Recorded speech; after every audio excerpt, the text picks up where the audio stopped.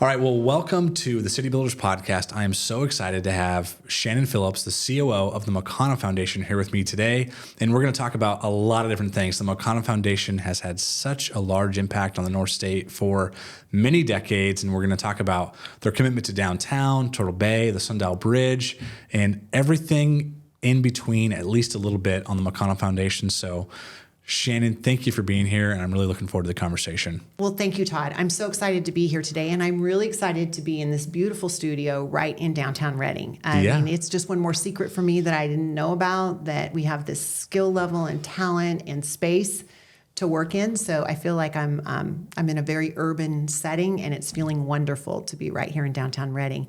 But I did have a question for you. I noticed Obsidian is your sponsor, and tell me how the program works. What are the mechanics of making this possible? Sure. So I think the first thing I got to say is Ellis Lane does the podcast for us. So we're in their studio downtown at Foundry Square on California Street, and they do a great job. We love their team. And Obsidian IT, they underwrite it for us. So Todd Davis is a board member. He's on a lot of boards all throughout the North State, and Obsidian IT is super generous, and they make it work for us. And they do our IT at our office too, which is super nice because I don't have to think about it. So just one less thing I have to think about. All the IT is going to work, and we're really grateful for Obsidian for underwriting the podcast. Welcome to the City Builders Podcast, brought to you by the Reading Chamber of Commerce. I'm Todd Jones, President and CEO. In each episode, we bring you insights from local business leaders, tackle important issues, and explore what's shaping the future of Reading. Whether you're a business owner or just interested in our community's growth, this podcast has something for you. Thanks for joining us. This is City Builders. The City Builders Podcast is brought to you by Obsidian IT. Obsidian IT is a Reading-based, employee-owned technology company providing simple, scalable, outsourced IT for your business. Discover how Obsidian cares about IT and give them a call at 530-242-6000 or obsidianit.com. Obsidian keeps us running at the chamber, and we could not do business without them. Well, Shannon, I am super excited to have you here today. Thinking through the list of people that I want to bring on the City Builders Podcast, you were near the top because of who you are and the impact the McConnell Foundation has made on our community in the North State for the last several decades. So thank you for being here. I thought just to start, maybe tell us a little bit about yourself and your journey so far. Okay, I'd be happy to, and thank you. I'm really excited to be here with you. We have so many connecting points together. So my story is simple and sweet. I feel very grateful. I was a Chico State grad, Wildcat. I have a degree in psychology. Absolutely loved Chico. And after I graduated from college, I moved to Bethesda, Maryland.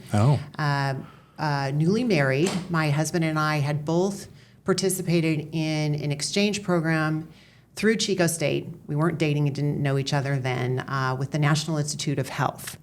So after we graduated from college, Ray was offered a job at NIH. We got married, and I moved to DC to join him. And sweet story, my dad was the youngest mayor in the city of Marysville when I was a young girl. And he knew Assemblyman Gene Chappie at the time, because he served as a mayor. And so fast forward, I graduate from Chico State, I moved to Bethesda, Maryland, and my dad says to me, you should look up Congressman Gene Chappie and tell him that your dad knew him in the 60s when he was the mayor of the city of Marysville.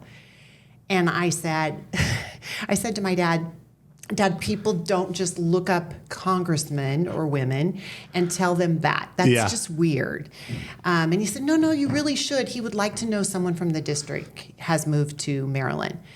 So I was a little shy about doing that. And so my dad also reached out to Gavin Mandry, who was the commander of Beale Air Force Base, longtime friend of his. Wow. And he said, Gavin, I think you should put a bug in Gene's ear that my daughter has moved to Washington, D.C. That's so funny. And so literally 1-2 weeks after Ray and I arrived in Maryland, newly married, on a Saturday morning, I received a phone call from Gene Chappie, who said, is this Shannon Phillips? This is Gene Chappie. And I hear you've recently moved to our area, and I'd like to meet you.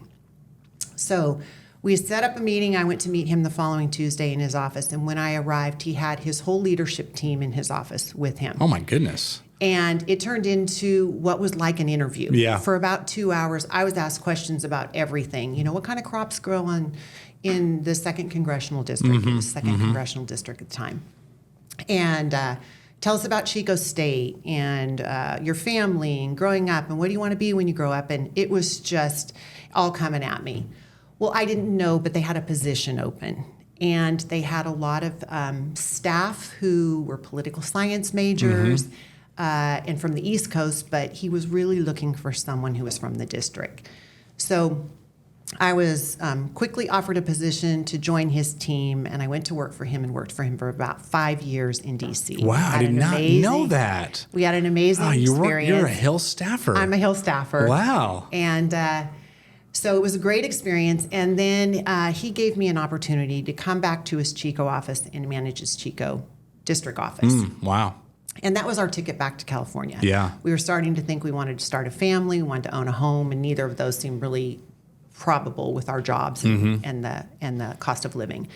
So came back to Chico, and about a year after that, Gene was ready to retire. He announced his retirement. At the same time, my husband got a job with a pharmaceutical company that was based in Redding.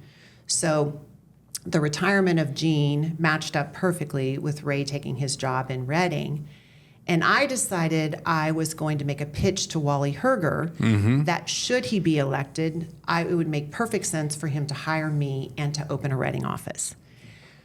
What I didn't know then is that even people who are of the same political party often don't take former staff and bring them on to theirs. They have loyalties to others. They have people who worked hard to get them elected. Fran Peace already worked for him at the assembly. Yes. You know, so she had roots with him. Right. And so my Pollyanna idea actually played itself out. And I was able to open a Redding office for Wally Herger. So that was his first Redding office. It was in Washington Plaza on Park Marina Drive, and I was the only staffer here. I was a field rep for him. And I basically represented him in all the northern counties, and Fran represented him in the southern ones. Yeah. And we had this beautiful relationship for about 8 years.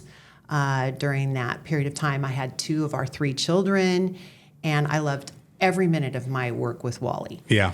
I wouldn't trade it for anything. And I especially liked the constituent work. I traveled with him when he was in the district. I represented him when he wasn't in the district.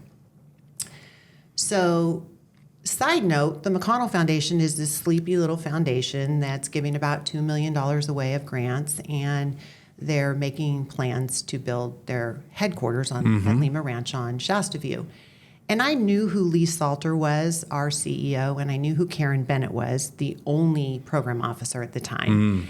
And she and I had crossed paths a few times, overlapping in some work that she was doing.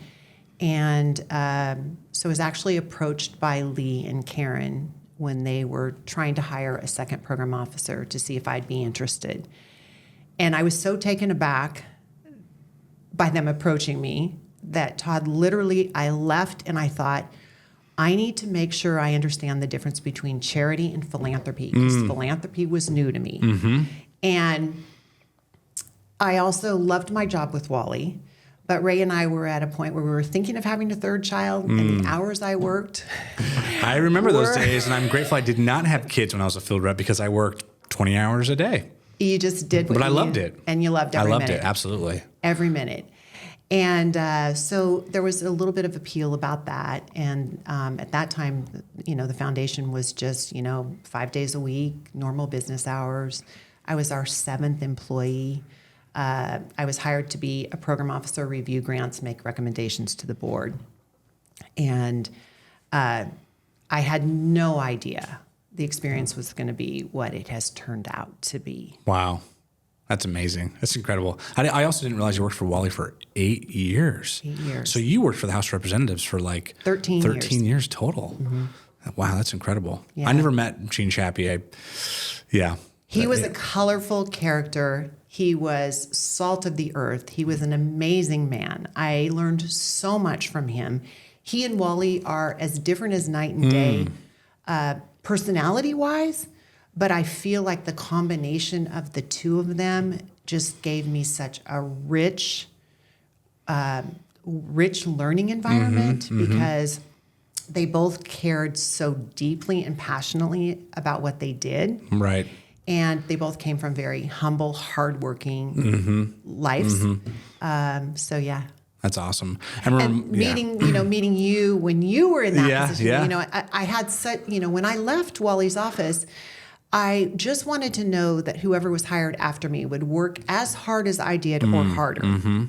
And if that was satisfied, then I'd be okay. And Dave Muir succeeded So me. he was the one that came in to take your role. Yes. And he was the only district staff for, no, he wasn't the only, but there was a few different people, but he was the mainstay for, I think he worked for Wally for 25 or so years, maybe 20 years. I think he worked for Wally for 20 years. So yeah, so I passed the baton to him and couldn't have been a better person to do that with. Yeah, Dave's amazing. I loved working in that office. And, a lot of people knew who Wally was and they saw him at meetings, but that one-on-one car time I had with him when I would drive him to Wairika and MacArthur and all these different places were, some of my favorite memories because he's such a different, not different, that's the wrong way to say it, but just like dynamic, personal person when you're one-on-one with him in a car versus when he's with all the constituents. He's locked in, he's got what he needs to say and he knows what he needs to say, but one-on-one, just such a wonderful person. And I love spending time with him. He was great. Well, one of his biggest shortcomings is that he loves people so much. He's always running late because he stays too long and then he shows up late at the next appointment and has to stay too long.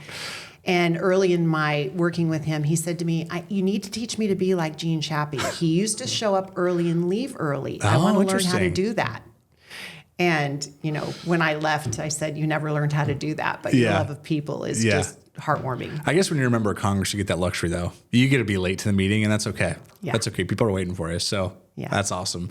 So you've been at the McConnell Foundation for So I've been at the McConnell Foundation. It'll be 31 years in November. And the beauty of coming to work at the McConnell Foundation, I was hired as a program officer. Soon after I was hired, I did a little part-time communications for us, and it became clear that we needed full-time communications for a variety of reasons, which you can talk about if you'd like to later. So I went from program officer to full-time communications. Then once we got a whole communications program underway and strategy and understood how communications was going to flow, I moved back to grant making, and I was our program services director. So I worked with our other program officers. This was at a time when we had grown in our assets, so we were hiring more staff. So we had more staff doing more things. So I did that. And then toward the end of Lee's career, maybe the last 5 years or so, I served as a vice president, and I had the real honor and privilege of getting to work closely with Lee Salter and John Mancasola. Since they were two founders of the foundation, and they had a personal relationship with Mrs. McConnell, and just a relationship that had lasted forever, a bond and a style amongst themselves that was just so unique. Getting to work with each of them and learn from them and learn about Leah McConnell and Carl McConnell and the history of the foundation and see the decision-making process and understand the board process better. That when Lee retired and John became CEO in 2017, I became COO. And so of the three positions, we just filled two, John and me, and we didn't fill that third one. And to this day, I'm just so grateful because my working relationship with John is just, it means the world to me to be able to work so closely with someone who I think so highly of. And I just feel like I've been so fortunate to see the foundation grow to what it is today, and assets and scope of work and vision and impact. Yeah.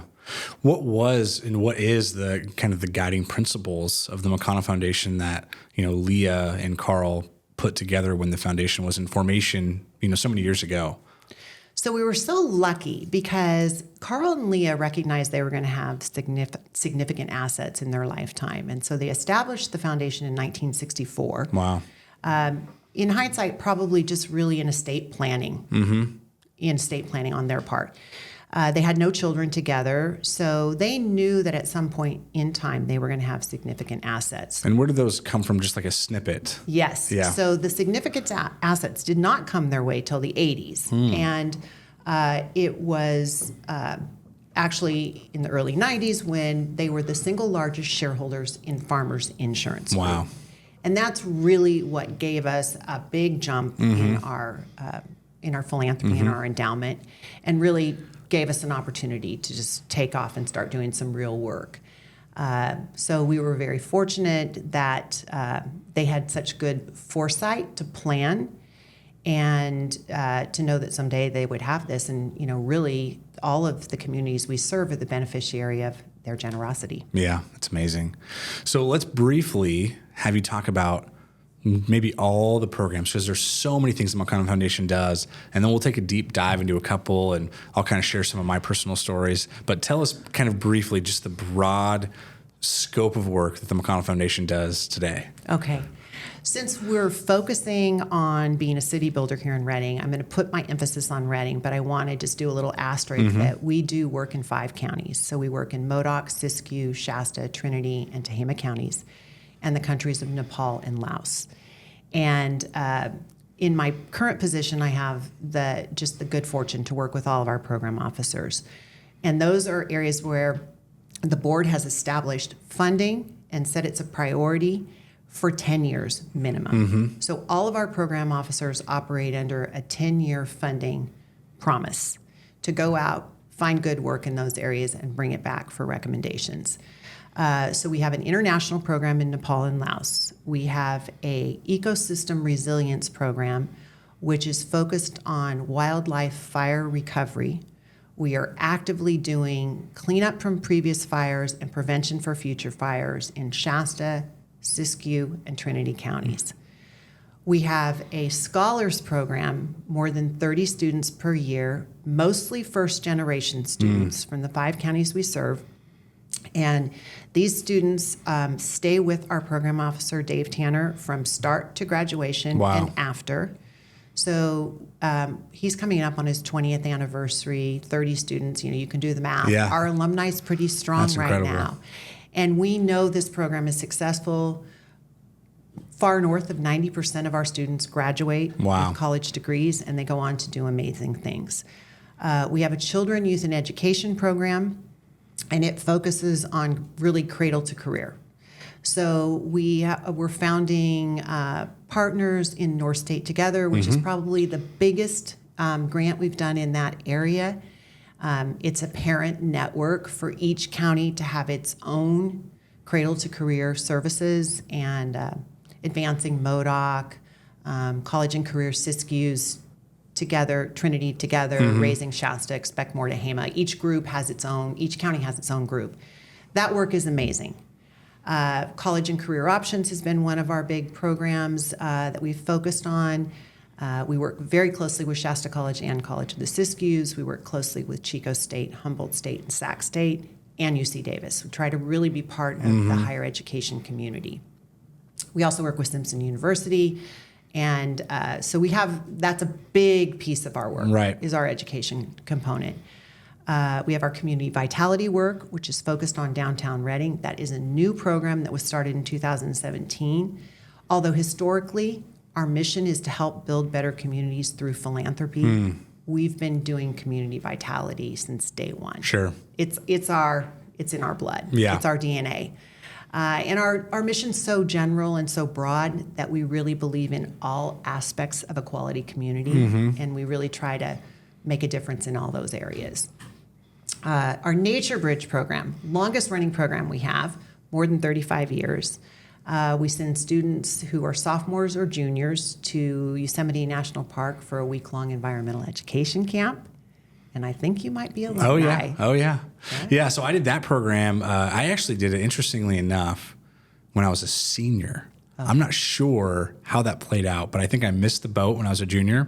So I did it, and at the time, it was called Yosemite Institute. Is that the group that's in Yosemite actually facilitating that? Correct. And then, and it was just North State students, but there was other students from other parts of California that I think were there as well. Or am I imagining that incorrectly? No, you're exactly right. So all over the place were coming in. People from the city and Sacramento, and other people were coming into Yosemite Institute. And I went there as a senior. I grew up in Trinity County, so the McConnell Foundation's been, I've been aware of the McConnell Foundation for many, many years. And I did Yosemite Institute Nature Bridge when I was a senior. And it was interesting because I had already signed the papers to join the Marine Corps. And I went to this program probably in spring. I think it was around spring break, April timeframe. And it was so impactful just to get to know different people from different areas of the state of California, spend a week in Yosemite. We backpacked into Mariposa Grove and stayed under this big giant sequoia tree. And I mean, it was just probably the highlight of my youth. One of my highlights was going through that program and, getting to know a little bit about Yosemite National Park and, sustainability and all these things that I wasn't really familiar with. And just the connections with the other students. I mean, it was a phenomenal program. I can't speak highly enough about it. I just trying to pin down exactly what it was that made it so impactful, I think is a little bit hard for me, but just that time to kind of be a bit of a, that introspection on like who you are as a person and how you fit into this world and all these different things. Really, really powerful program. I loved it. And it's such a powerful time in young people's lives, those teen years, right there where they're, thinking about starting to, what am I going to do after high school? And, so for these, 31 years that I've been here, I've been several times and joined hiking groups and kids and watched. And one of the things that consistently comes through every year is we will have several students who will say, it was so wonderful to realize there is something bigger than I am. Oh, yeah. So it's almost spiritual. Absolutely. And it just has this feeling of like, wow, I'm just a little person in a big world, but there's so much more I can do than I knew I could do. Yeah. And the watching, the high achieving athlete and the at-risk youth who's out of shape bond with each other in those trail groups, and the athlete stay back while the other is moving forward, is just, and we've never done a formal evaluation of this program, but your story, we know it works. Right. We know it changes lives. We know it touches people. And we can't put our finger on exactly what the secret sauce is, but we know it. And so we keep doing it. Yeah, it's great. And we love it. And it's not just the nature component of it, because you're learning about sustainability and all these different things. But again, there's a lot of personal development and personal growth that happens to the program. And you don't know any of these people. So getting into those environments, I still love those types of environments where you're getting to a space with, a bunch of people for 5 days. You don't know them and you're probably never going to see them again. A lot of them, because you're not going with people from your school. You're in different groups. So I think just allowing people to be vulnerable and just get to know each other was awesome. So I love that program. Nature Bridge. Well, one of the things also you mentioned, there are other schools there, and there are. And one of the reasons that Nature Bridge loves us so much is because we, one, have been doing the program with them for 35 years. But second of all, we pay all the expenses. So our students who go, there's no cost to them. We cover 100% of the expenses. And many of the other schools that our students run into when they're there have had to fundraise and, do some pretty significant heavy lift to get there. So we just feel like it's a great piece of our work. It's like a retreat for high school students. Like the first type of retreat I've ever probably been on. And I've been on a few now, but that was my first one. So it set the bar pretty high. Yeah. It's fun. Yeah. It's great. So we do that. Yeah. We do those things. And then I'm over major projects. And major projects are basically just a good example would be the Regional Cancer Center. So the big major projects are ones that come along probably about every 3 to 5 years. They start with a community passion. They take several years to get off the ground, and they're long-term assets. They could be things like the library, for example. When we funded the Reading Library, we were $1 million lead gift, which enabled them to get a state grant to build the library. So those are what we consider to be major projects. Turtle Bay, the Community Foundation of the North State. Sundial Bridge. Pretty big one. Those are work that we're doing right now with Chiba to help them establish a campus. And Reading School of the Arts, some of those are major projects. And that's the area I still get to work in. So you touch a lot of different programs in town, and I know, as someone that's been in the nonprofit world for many years, the McConnell Foundation is someone that's always like, well, hey, we have a project, we have a problem, let's go to the McConnell Foundation. And I think a lot of other nonprofit leaders and groups in town also think the same thing. So how does the McConnell Foundation kind of approach getting asked for support probably on a daily basis? And it really is who you are and what you do, but at the same time, I know you have limited resources and you have a scope of work that you're trying to accomplish. So how do you approach someone coming up to you and saying, hey, we want to build this thing for kids, whatever it may be? So Todd, it is a real issue because we try to be approachable. Like, we don't want to send anyone away. We want to hear people's ideas. We want to hear their plans. We want to hear their projects and their programs and their stories. But we do have limited resources, and we also do have focus areas that we work within.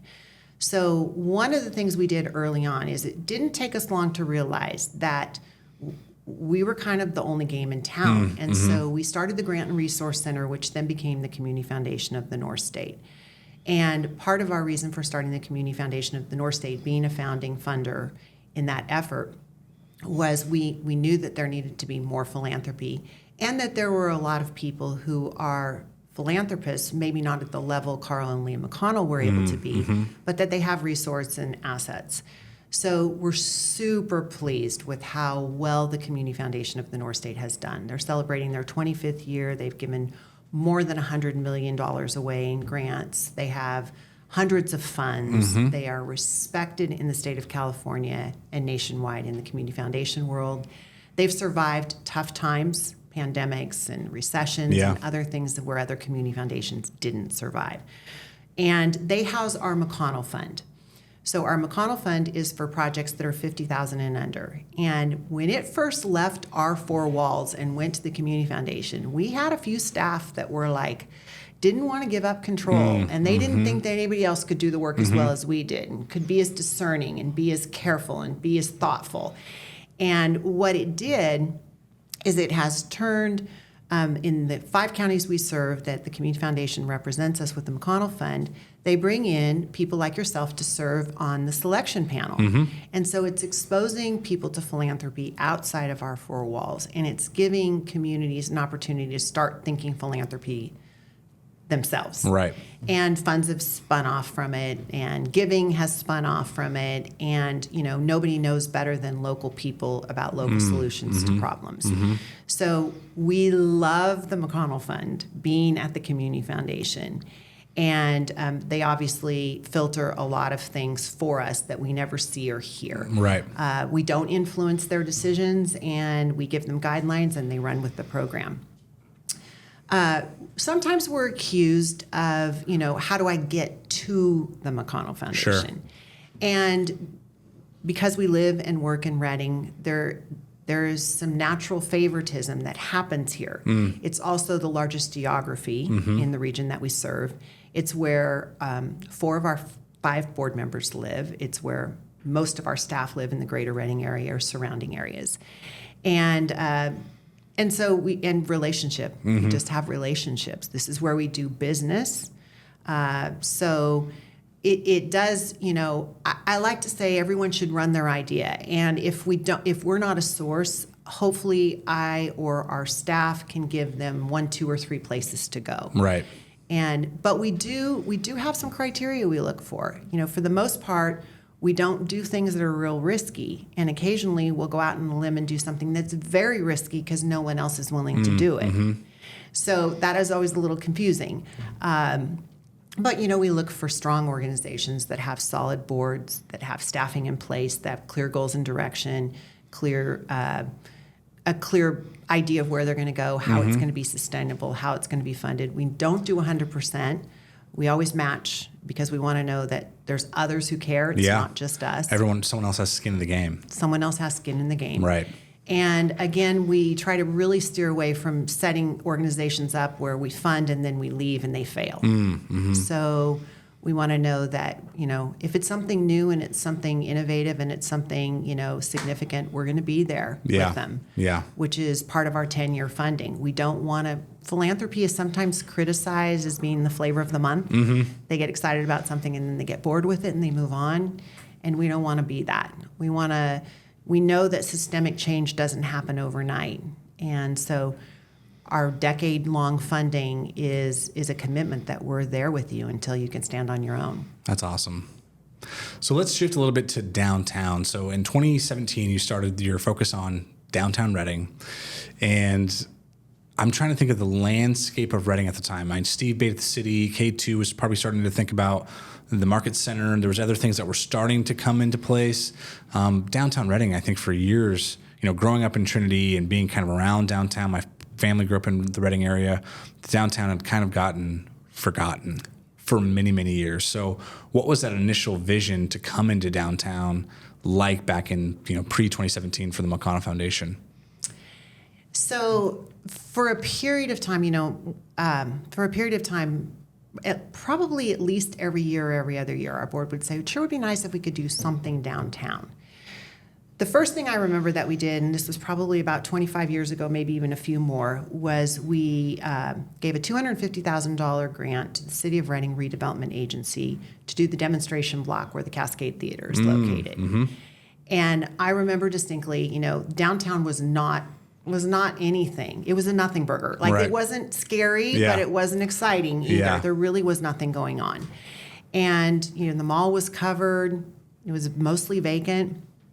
And I worked really closely with Larry Morgan on that grant, the City of Reading. And I remember saying to our board, okay, this could be really successful, and this demonstration block could just be it could wow us all, or it could just fall flat and fizzle. So this is a risky grant because I can't guarantee you that it's going to do what they say they want it to do.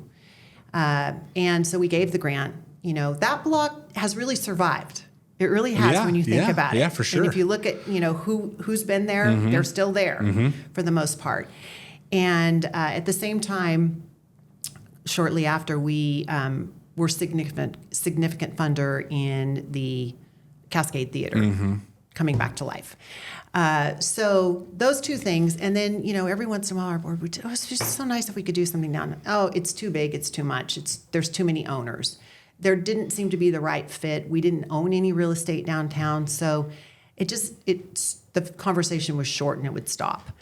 But when K2 got the attention of Affordable Housing Sustainable Communities funding for the Dickers building, and they did a site visit with that group, and Daniel Knott invited us to join that site visit to explain to the state why this redevelopment was going to be so significant. We started to pay attention. And then when they were successful getting the grant, and we realized that they were going to do the transformative project that they have done in Market Center, all of a sudden we thought, okay, if we get involved, we won't be alone. And at the same time, we had been to a conference that was challenging philanthropists. You need to be part of the solutions in your community. If your community, and I remember the speaker distinctly saying, if your community has traffic problems, you need to get involved in solving traffic problems. Wow. If your community has housing problems, you need to get involved in solving the housing problems. And this was in Pittsburgh, okay, that this speaker said this. So we came back. We had been dabbling in trying to help with homelessness. And we had tried a few different things. We weren't feeling like we were moving the needle too much. That's a hard one. And so all of a sudden we said, maybe we should switch our focus to affordable housing because that's also a real issue in our community. And K2 was the only one doing it. They were hungry to do work in their hometown. They wanted to stay here, be here, and make a difference. And so when they approached us and we chatted with them about the possibility of a second AHSC grant, and could we do that together, then that started getting us thinking that we need to show Reading we're serious. So we made a few real estate acquisitions. One of them was the former police station, 1313 California Street, the Bell Rooms. And we did try to save the Dabrowski house by the post office. Oh, yeah. Before the courthouse went in. Yeah. And move it to a different location. Didn't it eventually get moved? Didn't No. it physically? It just went down. Yeah. It went away. So we tried it. We just started dipping our toe in the water. We really wanted to show Reading that we were serious, and we were going to try a couple things and see if they stuck. And so. At the same time, we also realized that if you build it, they will come, if that's true, there has to be things to come to. Right. And so we knew that activation was going to be a key part of that. And we also knew that that was something we had expertise in that K2 didn't. They're very good in the built environment and on the development side, and we're good in the charitable nonprofit side. So having a relationship with the Cascade and Viva Downtown and the Arts Council and the Cultural District and, the variety of Reading Fashion Alliance was born out of downtown revitalization, the Bike Depot, we could do like share. 25 podcasts on all the different programs that you guys Each touch. one of those. Yeah. And we just said, we just need to sprinkle the moon dust and let it settle and hope that, there's going to ultimately be enough that people want to come downtown and they want to stay for, instead of a meal or a quick stop, they want to stay for several hours. Sure. That's awesome. And so you got the parking garage and redevelop that into what is now California Place. So there's Shasta College has the building on the end. Well, they really have 4 floors of a 5-story building. And then California Place, which you're in partnership with K2 Development Company. Correct. And it's funny, I have friends that are developers and that want to do things in town. And oftentimes they'll say, because I like to be known as someone that's in the know. And I think I am most of the time. Sometimes I get blindsided, but you never know. And they say, gosh, K2 is just getting all this money.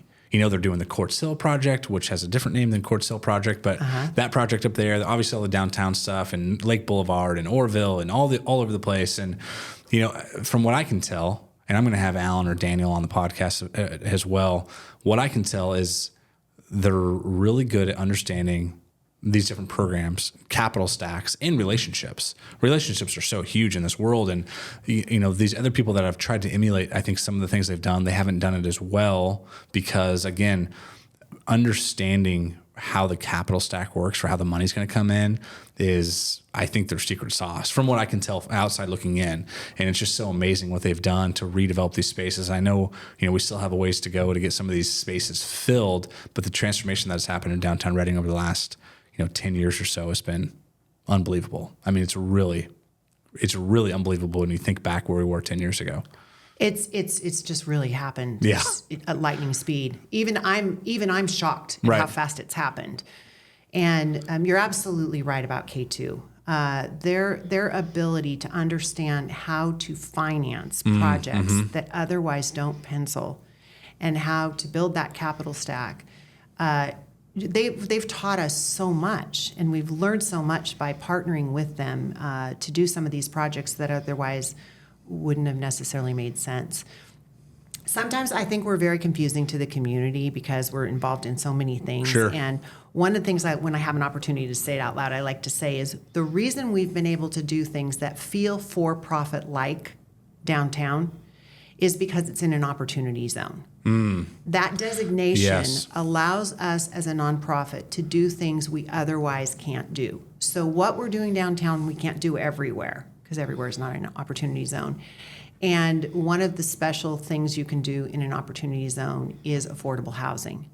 So I like to be able to say that out loud because it's kind of like, in comes McConnell doing a for-profit, pipeline. Sure.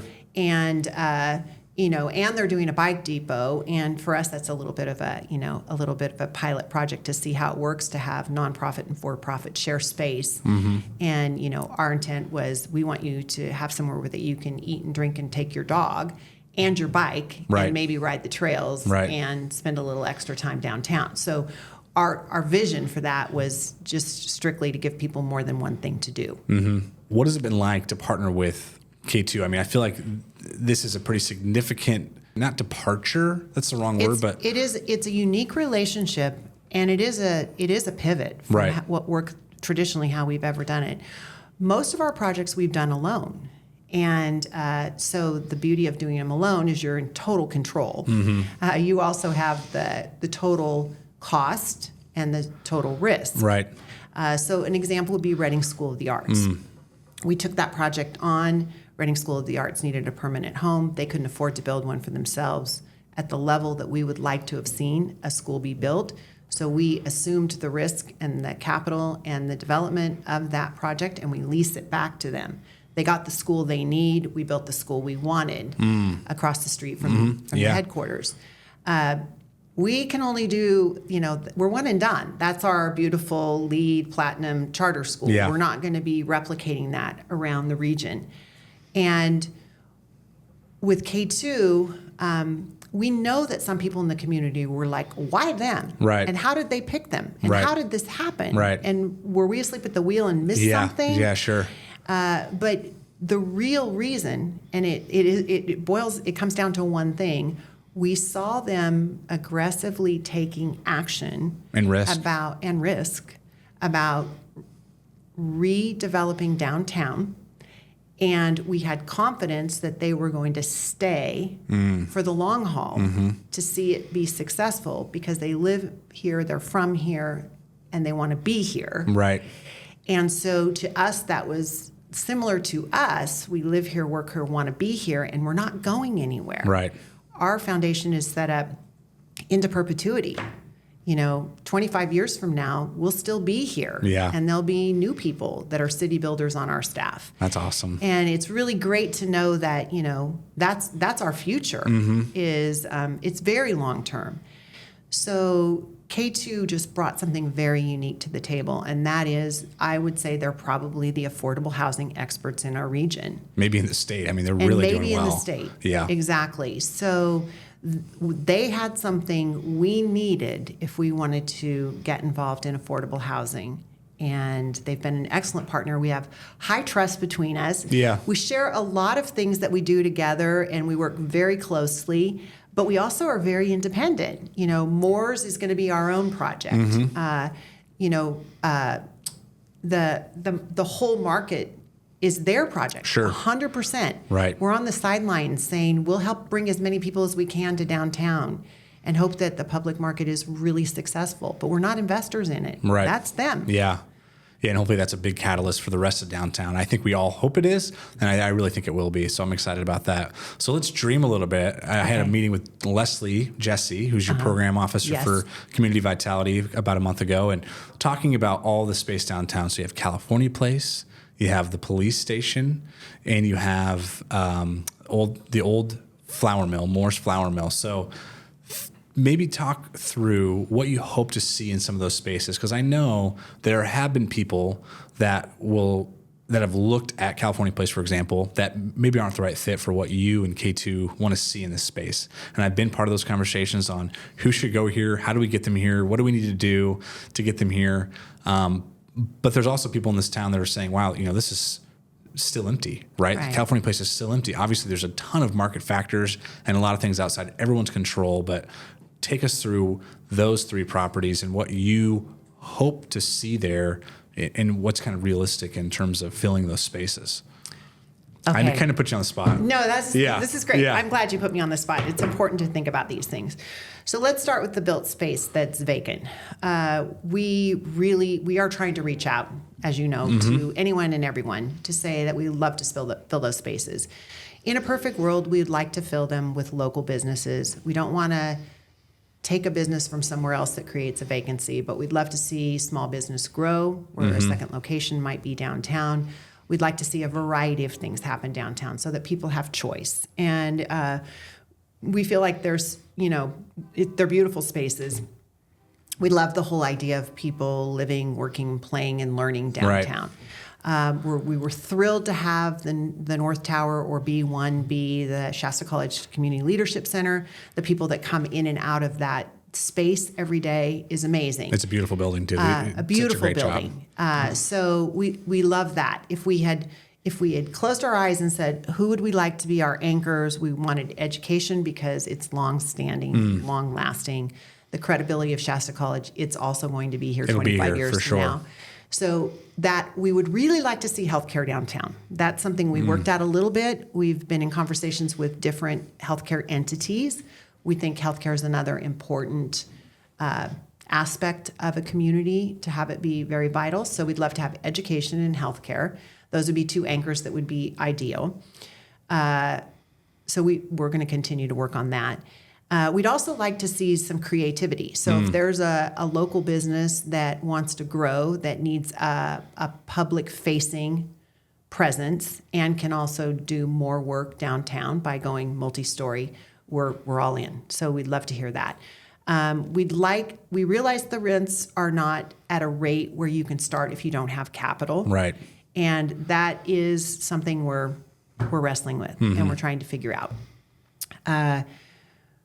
The other thing we'd like to do is where the police station was, 1313 California Street, that whole space we feel is one of the key bookends when you come into Reading on Shasta Street and you turn left onto California Street, which is one way. We would love to have people have that first impression of California Street be, Bell Plaza and something really significant, right? Something multi-story, something mixed use. So we're going to work toward that. And we have some ideas and we're putting some feelers out, but we want that to be something that when you go to a downtown that you love and you think about what does it have that Reading doesn't, those are the things we want to bring to Reading. That's where we're trying to put our energy. And then Moores, we get the opportunity with Moores to be a little patient. And the reason I say patient is because we own the building and we don't have a tenant or operator. But nobody's waiting for it to be redeveloped and opened. Right. We're not holding anyone back right now. We're able to take that space and say, what is missing downtown and what will complement? We don't want to take away from the food truck park, for example. We don't want to take away from the public market. We want to rise the tide for everyone. Sure. So we're going to sit back a little bit, and we're also going to hope that somebody brings an idea to us that we haven't thought of. And interestingly, in the history of the McConnell Foundation, many of the things we do were not our ideas. They came from conversations like this where somebody planted a seed, and all of a sudden we went, didn't think about that. That's a good idea. Yeah. So right now we're trying to just, that's a big part of Leslie's work is just trying to talk with and think about how we can fill those spaces before we build, additional ones. Right. That's so fun. I was saying before we started the podcast, the McConnell Foundation is one of the most visionary organizations, if not the most visionary organization we have in our community. And when your organization is able to dream about something really big and you have the ability to make it happen. I mean, everybody can say, dream it, you can do it, but like the McConnell Foundation, just looking at the Sundial Bridge and the Sheraton and Turtle Bay and all these things that you've listed in downtown, the impact is going to be felt in this community forever. And I'm just so grateful that our guys are in our community. It's such a huge blessing for the North State. It's awesome. Well, it's been really rewarding for me to be able to stay long enough in my position to see the fruits of some of the work that we did. Because when you look back, I'm very positive by nature, and I tend to forget the slogging and the negative and the hard part, which is great. It helps me keep a sunny disposition. But sometimes when I look back and think of the hurdles we had to do some of the things we did, and how when we finished those things, whatever they were, and I could list a whole bunch of them, but when we finished them, the hurdles just go away. Right. And the negativity. I mean, even the criticism of the Sundial Bridge was so vocal before it was completed. Sure. And once it was open to the public, it basically stopped. Yeah. Who can look back now and say, that was a terrible idea? The McConnell Foundation is going to pay for a beautiful bridge that's going to be a landmark for our entire community. Don't do it. I mean, it's crazy to think back on. And so when we look forward at other things that are going to happen in our community that the McConnell Foundation and other people are going to be part of in Reading over the next, 5 to 10 years, I think we just need to remember what impact is this going to have in 25 years? And is this going to be better for our community or worse? And really take that long-term perspective that in today's day and age, it's sound bites and clickbait and people are moving very, very fast. So having that long-term vision, I think we need to keep that in mind as we kind of look forward to what's next in our community. And to do that, one of the things I want to say is, and that I'm so grateful is, and it's unique and I understand it, is that our work is not dependent on the federal government directly or the state government or the city of Reading budget directly. We are able to take our assets, professionally manage them, hopefully make more every year than we made the year before so that we have more to give. It's really, really simple. And as long as we stay focused on that, we should be here for a very long time doing good work. But it does allow us to sometimes be able to just put our head down and keep doing work.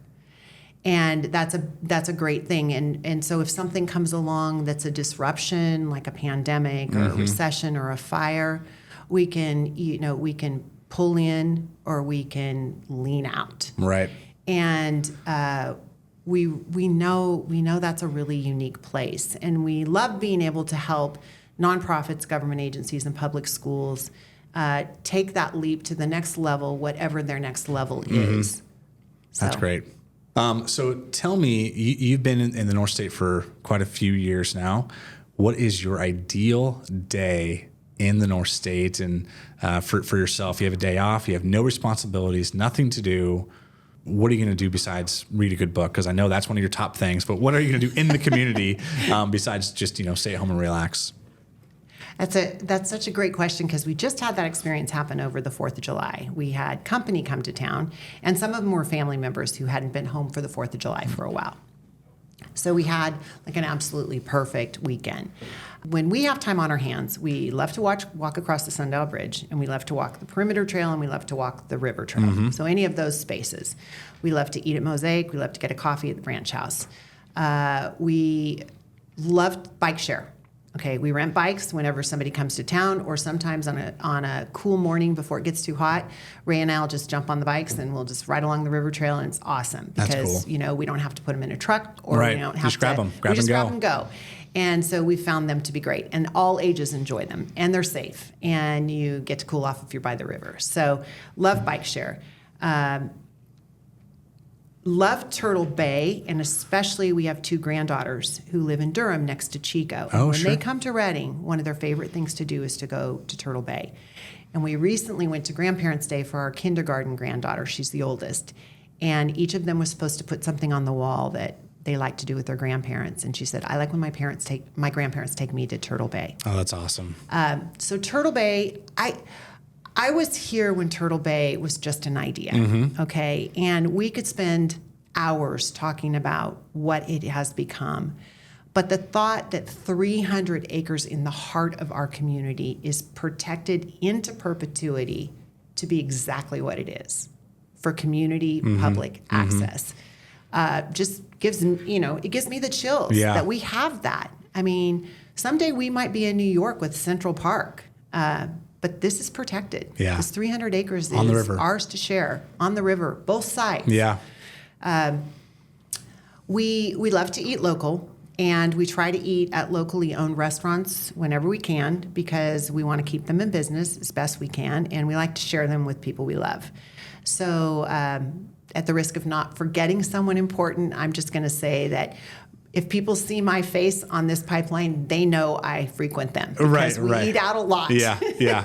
So that's an important piece, is our food scene, food and beverage scene, where we take people. And, when our kids come home, they're young adults, they like to go to Fall River on East Side Road, and they love to just go there and hang out after or before something else that we did. Certainly, if we have people visiting from out of town, we take them to Whiskey Town so they can see how beautiful it is. We take them up to Lake Shasta so they can see how beautiful it is. And we've been so blessed with extra water lately. So the levels have stayed high, and it's, definitely worth sharing and showing. Love the Lima Ranch trails. One of my favorite places to walk if you just really want to walk and enjoy. And I love that we are able to share that space with the community. It makes me really happy to look out my office window and see so many ages enjoy the Lima Ranch trails. It's beautiful. We love the library, and we take our grandchildren there as well. That's another key spot to take them. And, I think we're lucky that we have a good-sized movie theater in our community that, shows new releases and many choices about when to see them. We also have a really good theater scene, and we've made a commitment to ourselves pretty much since we started doing community vitality work. Ray and I have decided we need to put our money where our mouth is personally and start really attending events and things that are happening here. So we've been going to a lot more concerts at the Civic, the Cascade, Axiom, and just really trying to take advantage of the local culture and art scene. Yeah, that's amazing. Yeah. I went to the Wedding Singer with Blake as the lead man, and I loved it. It was so fun. Last month, it was great. Wedding Singer was amazing. It was so funny. And all that local talent right here. I know. Yes. It's cool when talking about the food and beverage scene too that you have. One of my favorite lines on any of the podcasts I've done so far is when Sam talked about Reading being sticky, right? You come here for whatever, the outdoors, a job, church, whatever it is that you come to Reading for. But the food and beverage scene is like that sticky part that's going to keep you here, and it's getting better, right? The pipeline, obviously theory, and all these things downtown, and then the public market.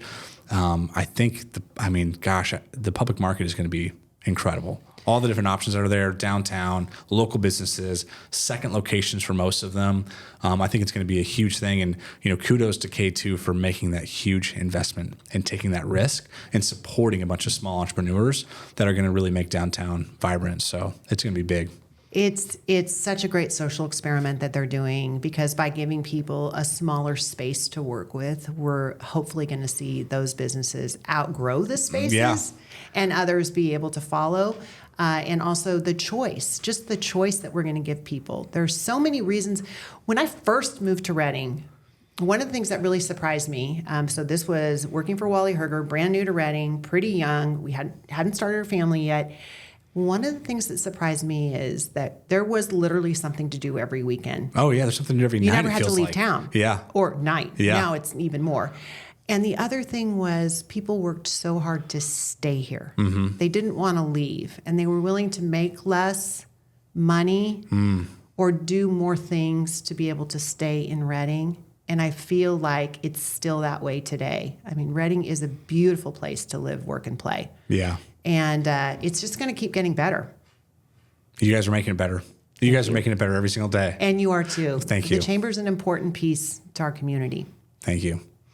Long legacies for both organizations, and hopefully they keep going forever. So you have, I would be remiss to not mention, so you mentioned 4th of July. I would be remiss to not mention that the McConnell Foundation pays for the fireworks for the Freedom Festival. Is that an agreement in perpetuity with the city of Reading? Tell us a little bit about that backstory. 35 years.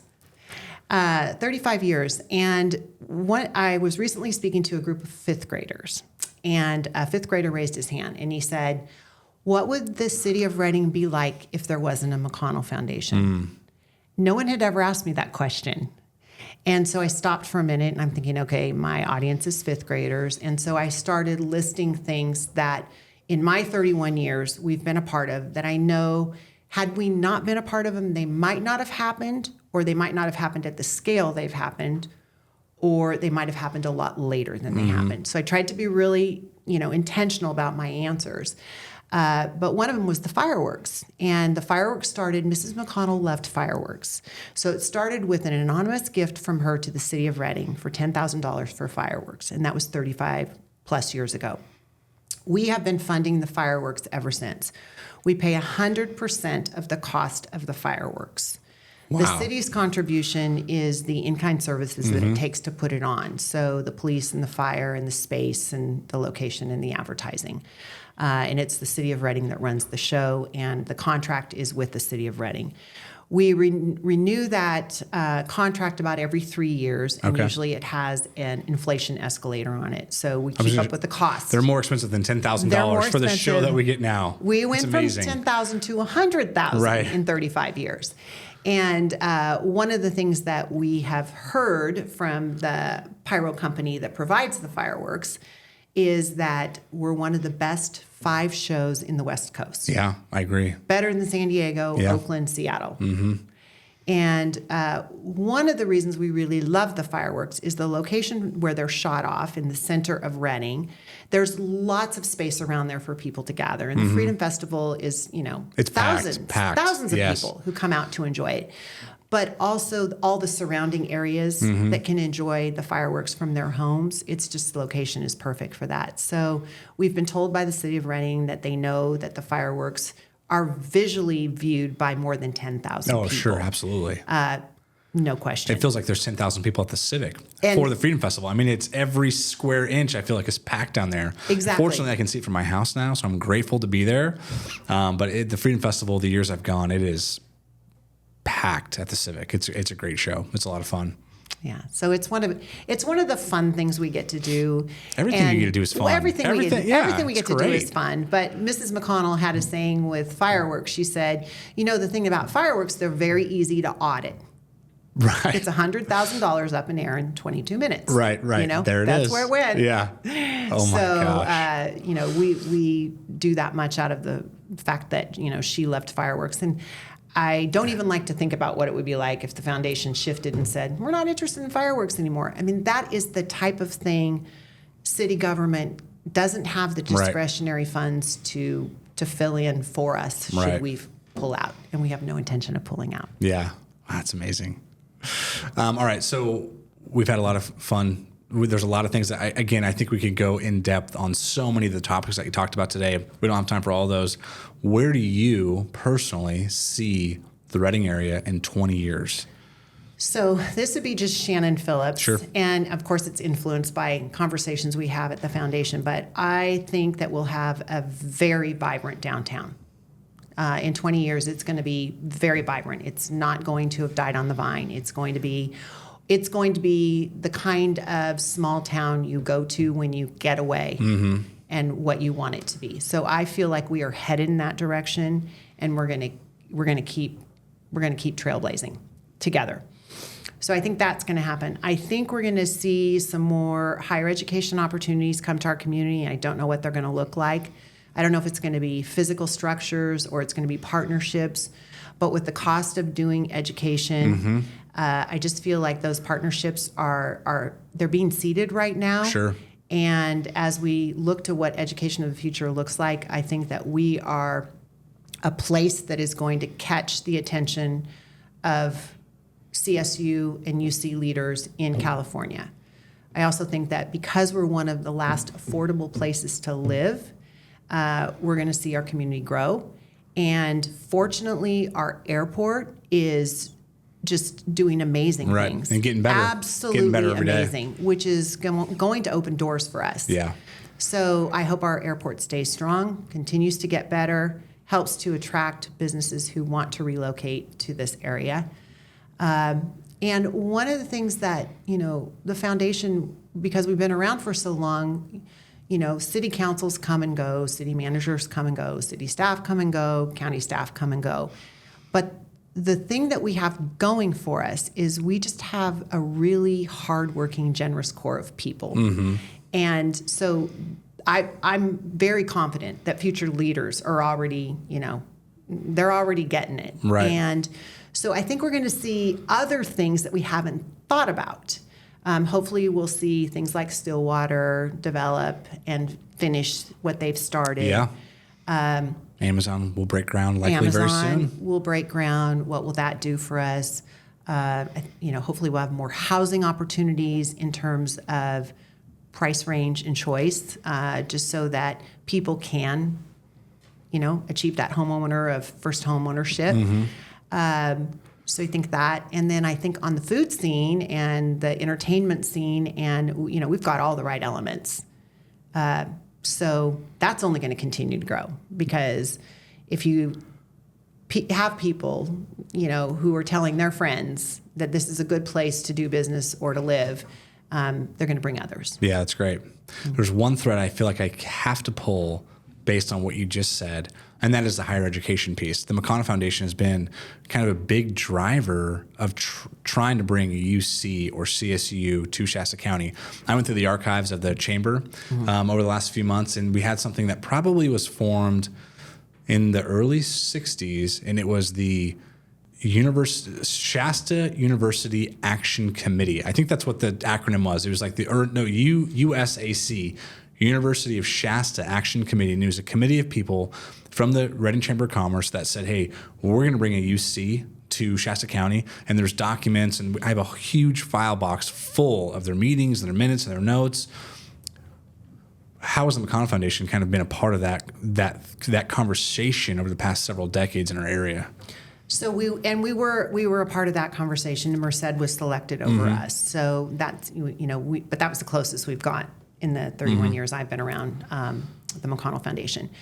But one of the things we do whenever we have an opportunity to meet with the president or cabinet of any of CSUs or UCs is express that something we may be able to do someday is if a four-year institution wants to come to Reading and is looking for space to develop, We have large pieces of property in strategic locations around Reading that have access to utilities. And that might be something that a philanthropy makes the difference. Sure. That's certainly happening in Sacramento right now. Sac State is expanding into some of their growing areas. Incredible job. And it's because, developers and philanthropists are offering space to them to start the conversation.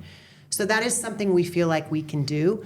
The other thing is we know college isn't for everyone, but we also know that we've lagged so far in the state behind the average college going rates that we continue to make that a priority of ours. And we also are very supportive of trades and alternatives to creating a workforce for tomorrow. And that's one of the reasons we're so committed to working with CHIBA, the California Youth Heritage Build Academy. Right now, they are trying to build a campus east of town on about 10 acres that would allow them to grow their student population, provide more trade opportunities right here locally to get people from school to work and to provide the trades to our communities that we're sometimes short on. Sure. So without a crystal ball to know exactly, and then, the beauty of the McConnell Foundation is, we don't get too attached to any one thing. So we'll put our whole self into it, but if it needs to shift and move a different direction, we can shift and move with it. Yeah, that's great. Gosh, this has been such a fun conversation. Again, there's so many things I wish we could just dive in on and spend hours on. And, fortunately, we get to have those conversations one-on-one often. We do. And it's just so fun to dream with you and think about the future of our community and think about the impact that the McConnell Foundation has had. So, Shannon, thank you so much for being here today. My pleasure. Thank you. Thanks. The City Builders podcast is brought to you by Obsidian IT. Obsidian IT is a Reading-based, employee-owned technology company providing simple, scalable, outsourced IT for your business. Discover how Obsidian cares about IT and give them a call at 530-242-6000 or obsidianit.com. Obsidian keeps us running at the chamber, and we could not do business without them.